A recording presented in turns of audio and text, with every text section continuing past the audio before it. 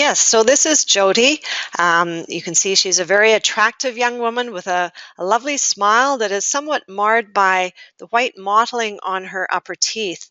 You can see that there are white spots on the enamel of her upper teeth, and this is something that's caused by what we name fluorosis.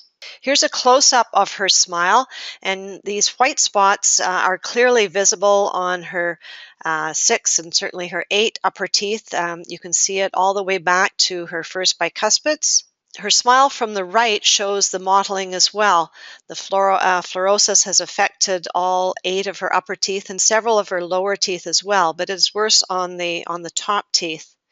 Here's her smile from the left, showing how far it goes back there as well.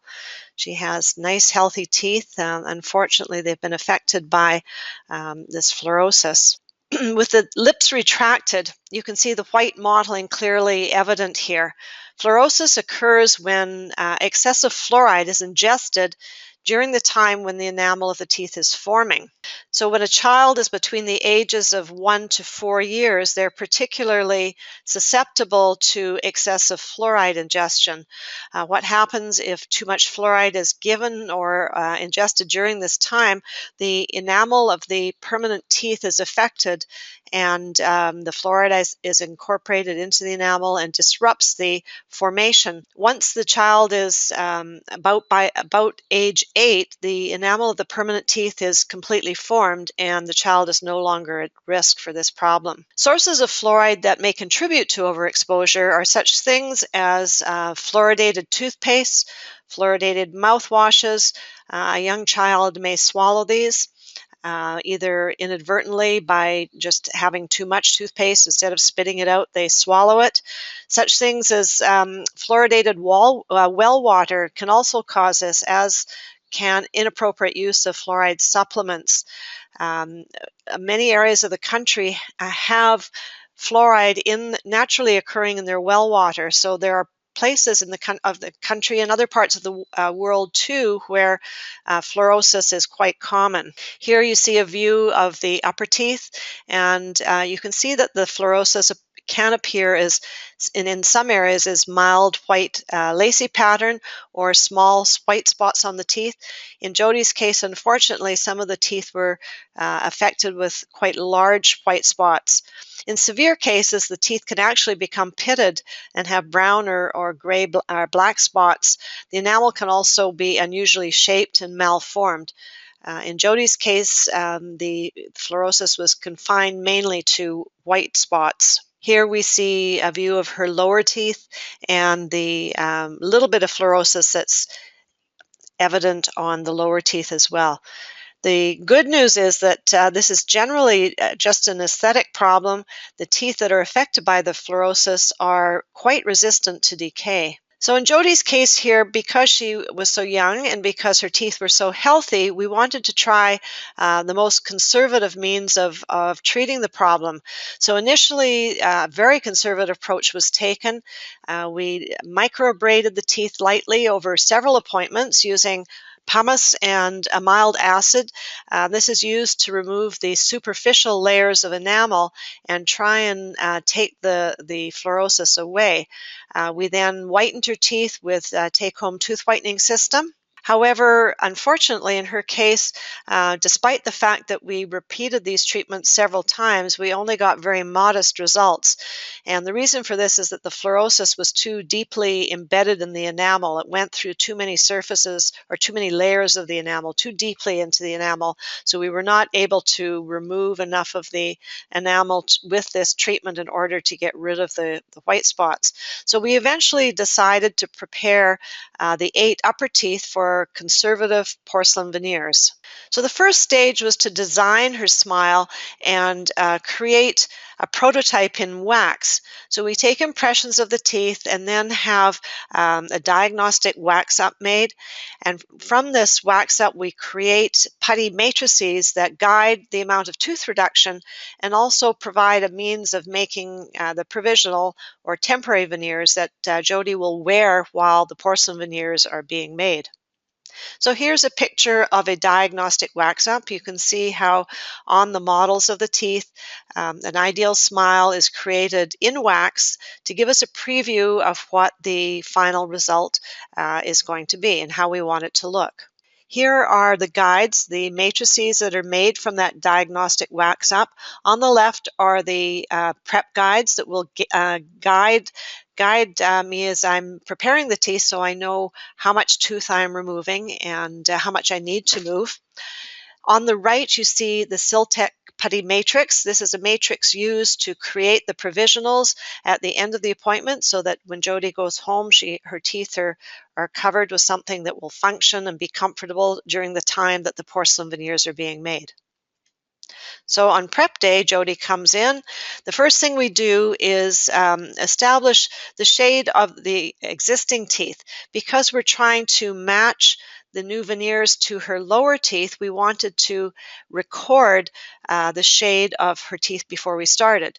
During the process of preparing the teeth can actually dehydrate somewhat, and as they dehydrate, they change in color. They will lighten during this time. So before we do anything, we wanted to record the initial shade. The next thing we did was get Joti comfortable. We covered her with a warm blanket and hooked up some headphones and some other part of our Newcom relaxation system. This is a great system that helps people relax during their treatment. It uses special neuroacoustical software that's embedded into the music and helps Joti relax while the process is underway. So before I start doing anything, I try in the prep guide. I want to visualize the amount of tooth reduction that is going to be required. Joti's teeth were very healthy, and these were going to be very conservative veneers. So you can see here that we need only very little tooth reduction to allow the ceramists the 0.5 millimeter space that they need to create beautiful lifelike veneers. So this prep guide is going to be used multiple times during the preparation of the teeth to ensure that the amount of reduction is appropriate. I tried in the incisal reduction guide as well, and as you can see, the edges of Joti's teeth are a little shorter than where we wanted them to end up being.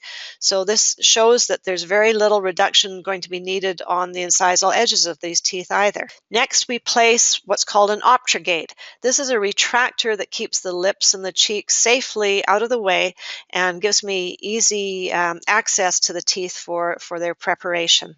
Initial depth cuts are made with a special burr. This is to determine the depth of 0.5 millimeter.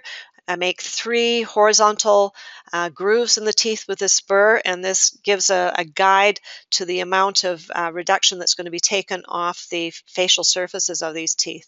During the process, I try in the facial reduction guide several times to ensure that I'm taking enough tooth structure off, but to ensure that I don't take too much. This is a very useful tool that allows me to envision the amount of space that is required for the veneers and whether I've prepared the teeth enough to give the ceramist adequate room to put lifelike characterization into the porcelain. Here you can see the teeth after they've been prepared. This photograph shows how little tooth structure was actually removed. The teeth still look like teeth, they're just a little bit smaller. It also shows how deeply the fluorosis has penetrated into the tooth. I've removed 0.5 millimeter of enamel off the surface here, and you can still see white discoloration. Fortunately, this amount of discoloration can be blocked out by the porcelain, and I don't have to take any more tooth structure away in order to camouflage this.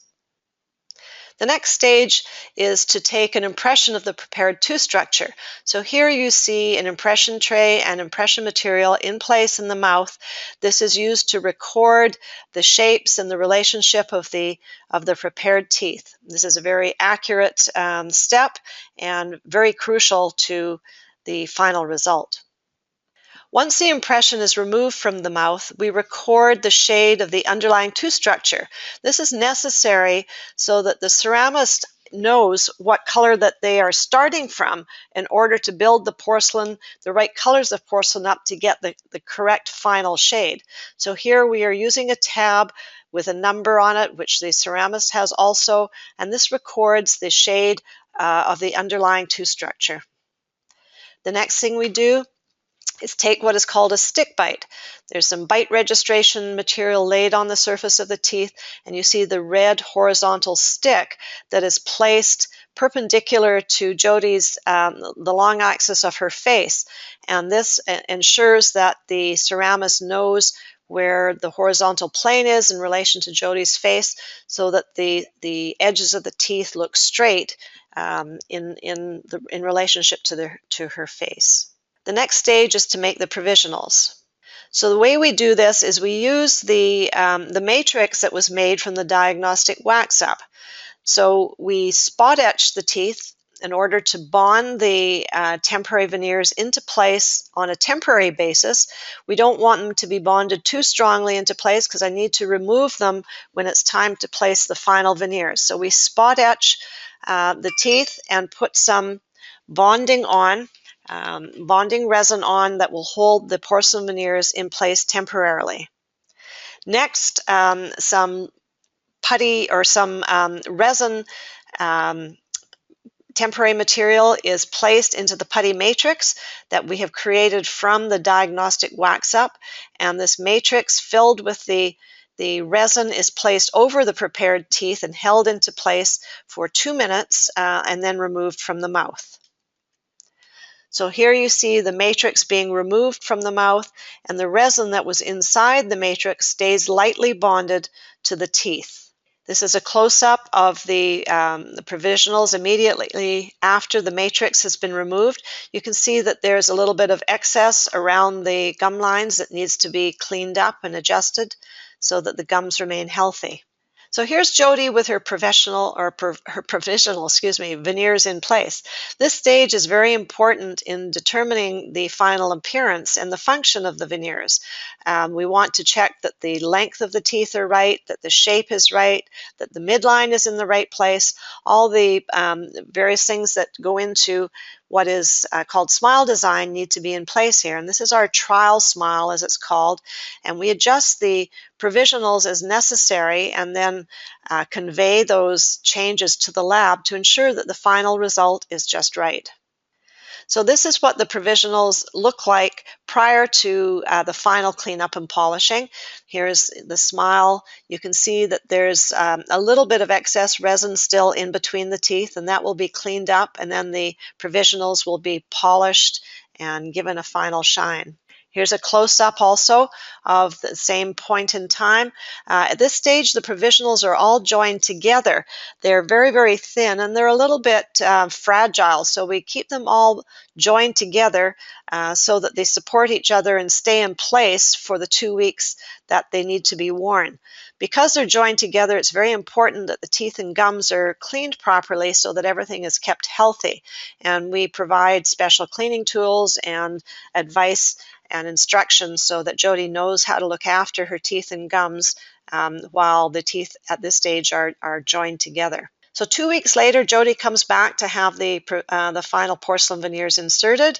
You can see here she's here with her provisionals still in place, and they have survived quite well. They still look quite nice, and they functioned well for her also during this period of time.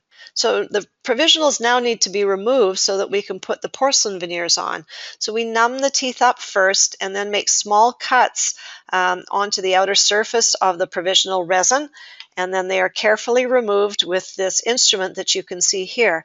The instrument is placed into the cuts that I had just made, and the resin is gently teased off the teeth. Often little tags of resin are left hiding in between the teeth, so we use floss and some other tools just to carefully remove any of these little excess tags, because the porcelain veneers will not seat properly if there's extra resin sitting on the teeth. So now all the temporary material has been removed, and you can see Joti's gums look nice and healthy. They're quite pink and not swollen. She's done a very good job of looking after them during the 2 weeks that she was wearing her provisionals. Next, we thoroughly clean and disinfect the teeth with chlorhexidine and try in the veneers initially one at a time to check that each veneer individually fits very accurately. So the next veneer is tried in and checked, each one individually checked, and then we try them all in together to make sure that they fit well as a group and also to see how they look. At this point, we sit the patient up and have a good look at what they look like. And Joti was happy with the appearance of them, and I was happy with both the fit and the appearance. So we got ready to bond the veneers into place. So they're taken off while they're loose still, and we place a rubber dam. This is used to ensure that there's a safe and controlled environment to bond the veneers into place. The bonding process is a very sensitive and needs to be very carefully done. If anything contaminates the teeth, such as saliva, then the bonding process is ineffective. So we isolate the teeth from the rest of the mouth and keep the lips and the cheeks out of the way and make sure that no saliva can penetrate around the teeth while we're trying to bond. The rubber dam also serves the purpose of preventing anything from being swallowed or aspirated while we're working. So the first thing that's done is the teeth are etched with orthophosphoric acid for 10 to 15 seconds each. This is the first stage of the bonding process. They're etched in groups because we don't want to over-etch any tooth. If the teeth are over-etched, the etch is left on too long, the teeth can be sensitive and the bond strengths can be diminished.